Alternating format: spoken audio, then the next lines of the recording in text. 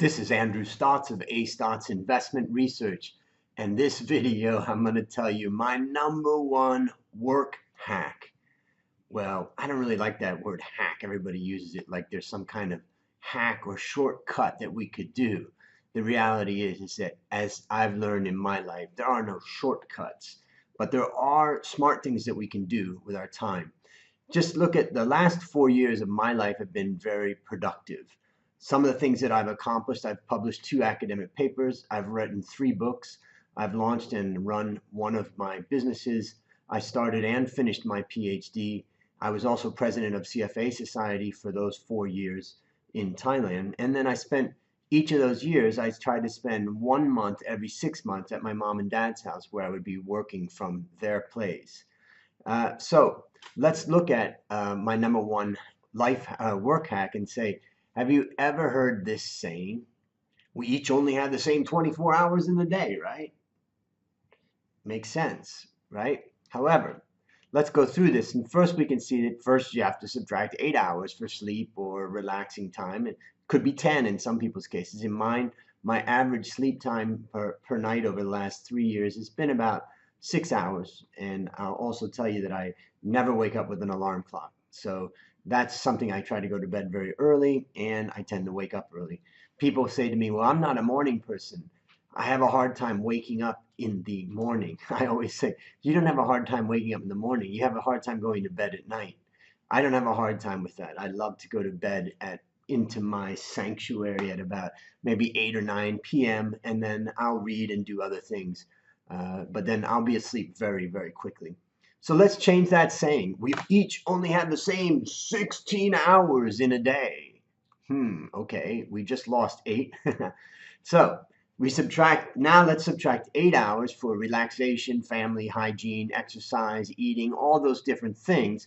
And let's change that saying to we each only have the same 8 hours in a day. Remember, we're driving to work or whatever we're doing, right? So all of a sudden, we've just lost a lot of hours. Now we're down to 8 hours. So there you have it. And that's your work day, right?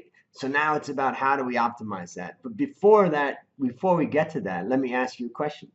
On average, how many hours a day do you spend at work? Well, let's say that it's 8 to 10 hours. So that means that 8 hours that we all have is related to work is consumed by you being at work for 8 to 10 hours. Now, some people say to me, well, sometimes I work 12 hours a day. Well, it's very hard to consistently maintain 12 hours a day. It's possible, but it's very hard to maintain that. So I would say that you probably over a year or 2 or 3 work 8 to 10 hours a day, meaning you're at work. But let's think about that for a moment. First of all, let's look at an excellent article by this man, Ferris Jabr. And he looked at the brain. And here's what he said in the article. And the article is in Scientific American magazine. You can see the link down below if you want to go look at it. But he looked at a guy named, one of many, he looked at psychologist Anders Ericsson of Florida State University, who has spent more than 30 years studying how people achieve the highest levels of expertise. So Ericsson has concluded that most people can engage in deliberate practice, which means pushing oneself beyond current limits for only an hour without rest. Also, that extremely talented people in many different disciplines rarely practice more than 4 hours each day on average. Now, this is important. 4 hours each day on average is when they, what I call, have focused or concentrated work. Yes, they may be, if they're practicing basketball, they may practice it for 4 hours a day. They may be at the court for another 6 or another 2 or 4 or whatever, but their concentrated practice time is about 4 hours a day. Now, he found that many experts prefer to begin training early in the morning when mental and physical energy is readily available. And right now, let's see, it's 6:22 in the morning. I started this morning at about 4, so I'm 2.5 hours into my morning. And so I believe that there's a lot of great research that shows that we get fatigued throughout the day. We get physically fatigued, but we get mentally fatigued. Our concentration falls over time. I take naps in the afternoon, which helps my concentration to come back. But I know that my purest concentration time is in the morning. So now, let me ask you that question again in a slightly different way. On average, how many concentrated hours a day do you spend working? Think about it.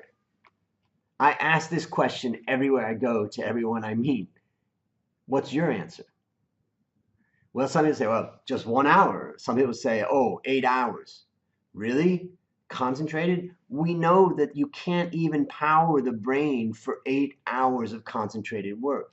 The brain needs rest, the brain needs nutrition, the brain needs interaction, the brain needs variety. So the reality is that most people who I talk to answer 3 to 5 hours. So let's say 4 hours. So now we now understand about this concentrated 4 hours.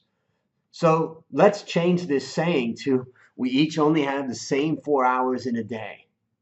Now I want to take a side for a moment and ask, how do we increase our income or how do we become rich? People ask me.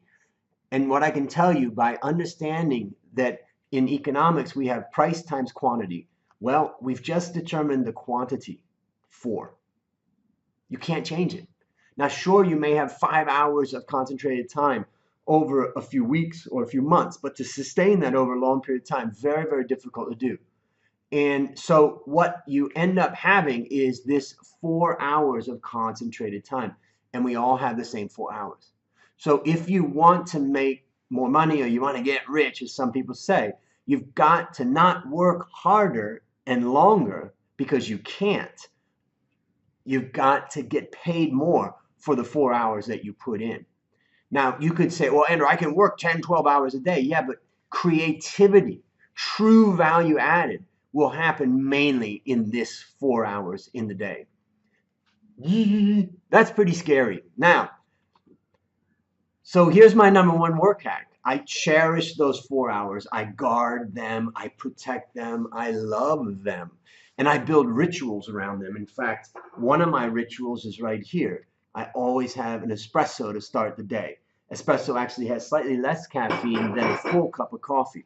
And you can see I took a picture of that. The other thing is I drink 1.5 liter of water each morning within my first couple of hours. And I put it in this mason jar that's got 1.5 liters capacity. And I do that just so I know how much I've drank. Usually by the time I finish my morning, I've probably drank 2 of those. So build your rituals around them.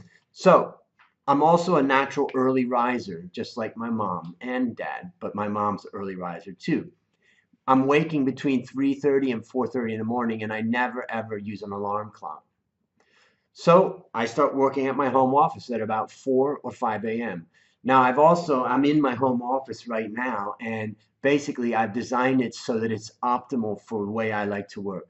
The temperature is right, the lighting is right, everything is the optimal. So I try to guard my space that I work at home. So I set my top 3 priorities, and I do that I use this book that I wrote myself because it helped me. It thinks the way I think. And then what I do is I set my top 3 priorities each day. 1, 2, 3 right there. And that's my daily planner. And then once I've got my top 3 priorities, then that's what I spend my first 4 hours on. Now that means that by 8 or 9 a.m. I'm finished. I'm pretty much finished with what my brain can handle. Then I go exercise, I go to meeting, I make phone calls, I go to appointments. Also, I'll tell you that I do not eat anything until after that time. Part of my objective is to make sure that that time, the 4 hours in the morning, is so guarded and protected and so great that I don't want to disturb it with going and eating a heavy breakfast or anything like that. Just a lot of water and 1 espresso. But rarely do I go back to my computer for the rest of the day. I'll have meetings, I'll do a lot of other things, but I try to keep my focused computer time right there. So to summarize, you only have about 4 hours of concentrated work time each day. What are you doing with that time? Do you cherish it? So set your optimum time for those 4 hours. It could be in the afternoon, whenever your time is, it could be in the evening. And shut everything out except your top 3 tasks. And I can tell you that that is my number one life hack, and it's helped me to get so much done and without stress. I don't have a lot of stress in my life. I have deadlines, but I don't have a lot of stress. Let me know if you've got a comment, suggestion, or anything in the comments below. Have a great day.